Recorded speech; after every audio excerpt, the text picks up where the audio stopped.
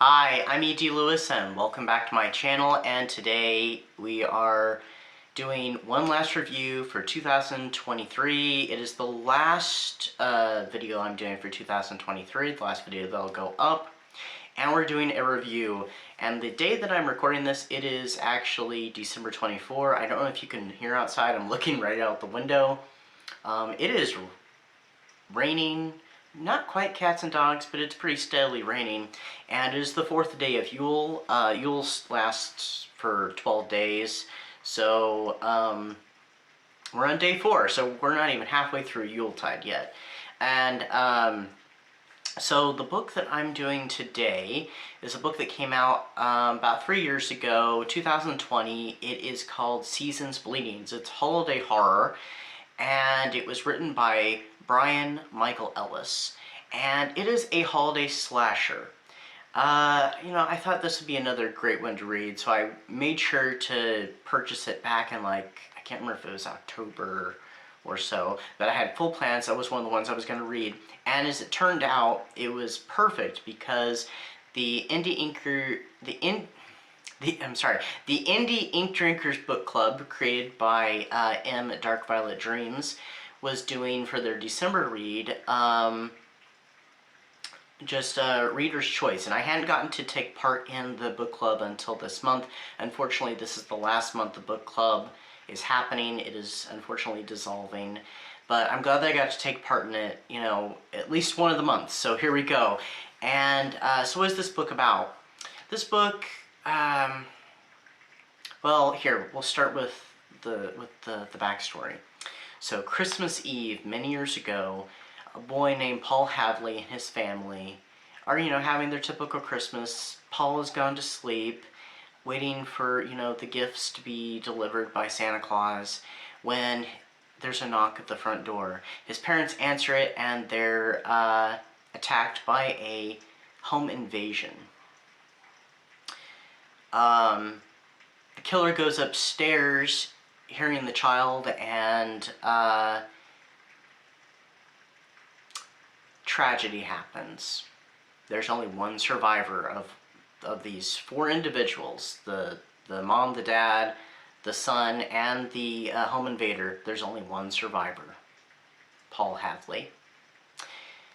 The kid is sent to a mental institution for the murder of the other 3 individuals, but escapes some years later.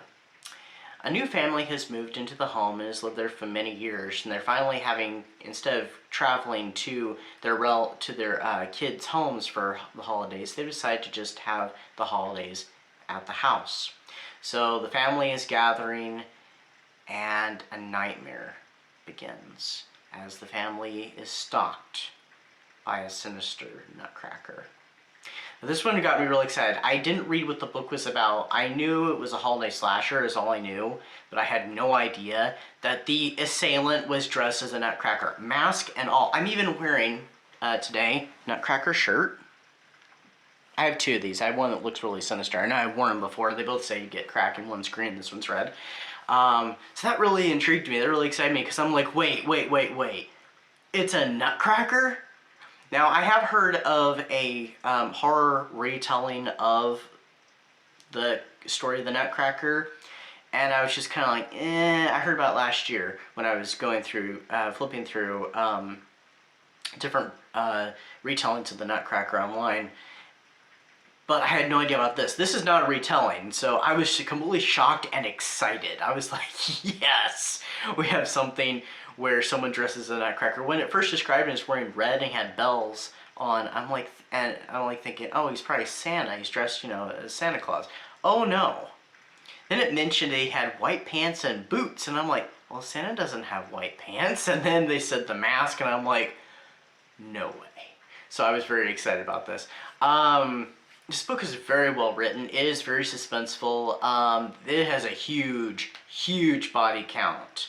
And there is a few unlikable characters. I think for the most part, most of the characters are likable and understandable. The characters are very understandable and relatable, too. There are a few that are extremely unlikable, and some of them I'm like, no, don't die, don't die, don't die. And some of them I'm like, oh yeah, that character's gotta go. And, yeah.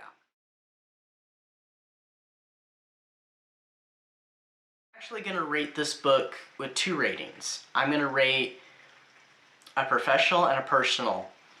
This book is very well written, it's very well crafted, it's a great story.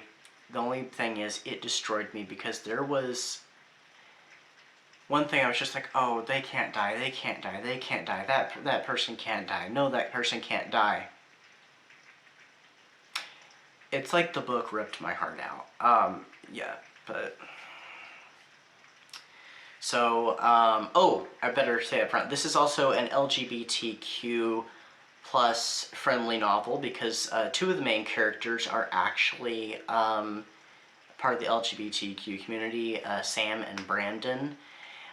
There's a lot of characters in this because there's Sam and his partner Brandon, there's Sophie, Sam's sister, and her boyfriend, there's Sam and Sophie's mom and dad, there's their grandparents, there's his aunt and his aunt's husband, and there's a few other characters that pop in besides our killer Paul and his family from the very beginning of the book. There's a lot of characters, so there's a huge body count, and it gets tense, it gets violent as hell. It is it's a bloodbath, and yeah, I almost wonder if this could count as like mild extreme horror in a way, because it gets really gruesome and really disturbing at times. But it pays off. So, okay, since the book ripped my heart out, I give it 3.5 stars personally. But professionally, I give it 4 because it is an excellent read. It is, like I said, it is very well written. It's perfect. The half-star pull was just me personally. It has nothing to do with the integrity of the writing and the book. It doesn't. But, you know, highly recommend if you're still looking for another holiday book throughout the rest of this month. Well, I guess when this video is going up, it's... Well, you can still read it. I'm sure there's some people that will still be reading some holiday stuff even in the beginning of January. But you can also pick this up for Christmas in July. You can pick this up for next year even. Pick it up for any time. Yeah, I definitely highly recommend it. So yeah. Do check out Seasons Bleedings by Bryan Michael Ellis, and I hope everybody's had a great holiday season.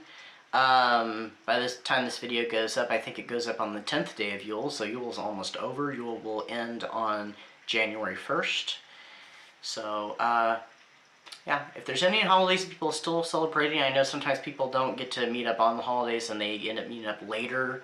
I hope everybody has had a great holiday, great meetups, are gonna have great meetups, are having great meetups, you know. Anyway, stay spooky, stay safe, and haunted holidays, everybody. See you in 2024. Until next time, bye-bye.